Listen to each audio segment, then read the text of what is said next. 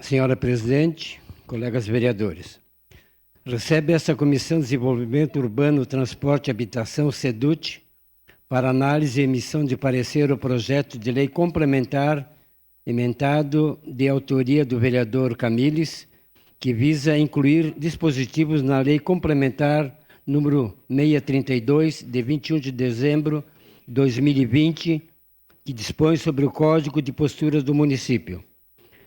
Na exposição de motivos, o autor alega que nos últimos meses Caxias do Sul registrou tristes ocorrências em virtude da realização de eventos temporários promovidos sem a infraestrutura mínima necessária.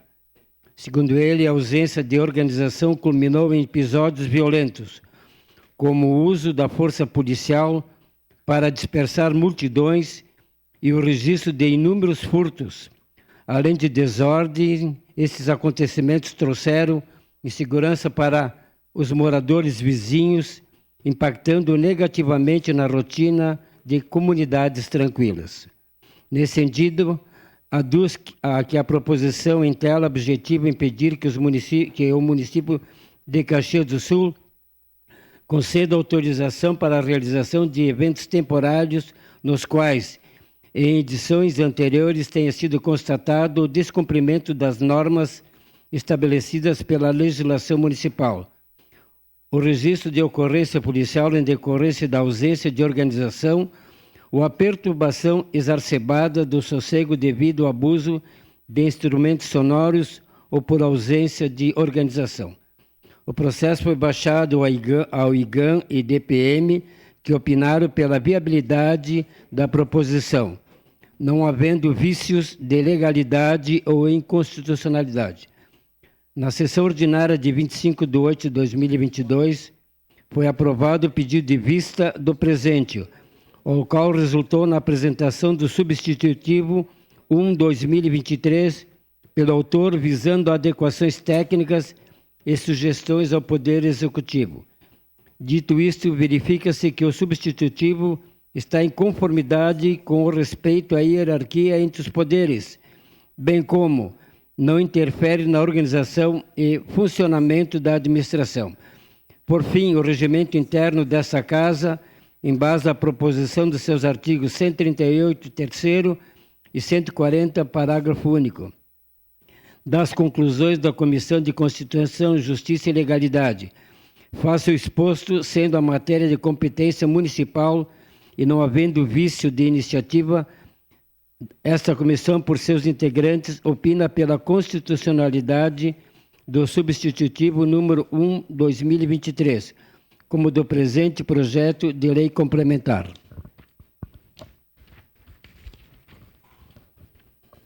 Das conclusões da Comissão de Desenvolvimento Urbano, Transporte e Habitação, SEDUT. Nessa sequência do processo de trâmite legislativo, foram apresentados uma série de documentos protocolados que desempenham um papel fundamental na construção e análise do projeto de lei complementar PLC número 9/2023.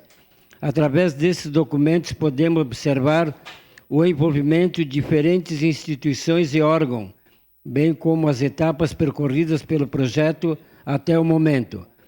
Tudo começa com ofício 268/2022, emitido pela Comissão de Constituição, Justiça e Legislação, CCJL. Nesse ofício, os integrantes da comissão solicitam a baixa do PLC ao Instituto Gama de Assessoria e a órgãos públicos, IGAM, e ao Departamento de Administração Municipal, DPM, para que essas entidades possam se manifestar sobre o projeto. Em seguida, surge o ofício SL 153/2022, que busca orientação técnica para o processo 37/2022, que engloba o PLC em questão. Este ofício reflete a busca por embasamento e direcionamento no processo legislativo, garantindo que as decisões sejam fundamentadas e bem fundamentadas. Da mesma forma, o ofício SL 152/2022 é emitido dessa vez pelo Instituto Gama, de Assessoria e Órgãos Públicos, IGAM, que solicita instrução técnica sobre o projeto. Esse documento externo reflete a importância de obter a expertise de especialistas para avaliar os impactos e as implicações da proposta legislativa. Em seguida, o documento externo 149/2022, também do IGAM, é protocolado, encaminhando uma manifestação ao PLC 9/2022, contido no processo 37/2022. Essa manifestação representa a contribuição do IGAM para o debate e análise da proposta, fornecendo uma perspectiva técnica sobre o projeto.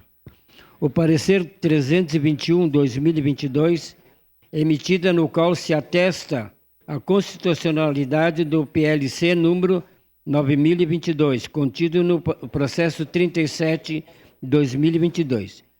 Esse parecer é de extrema importância, pois fornece uma análise jurídica sobre a compatibilidade da proposta com a legislação vigente.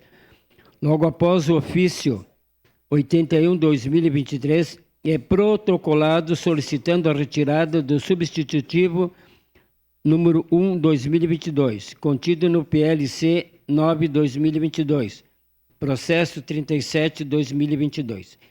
Esse ofício revela a necessidade de realizar adequações técnicas no texto da matéria, bem como atender sugestões do Poder Executivo e da Comissão de Constituição, Justiça e Legislação.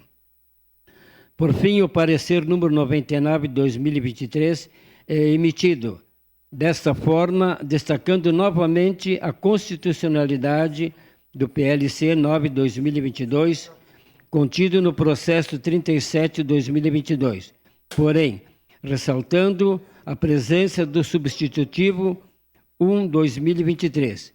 Este parecer reafirma a análise positiva sobre o mérito do presente projeto.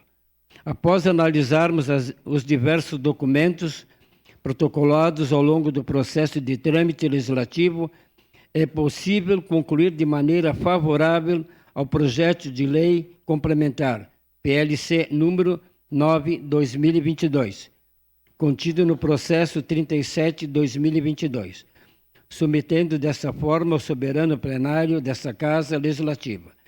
É o parecer, salvo melhor juízo. Assino esse documento.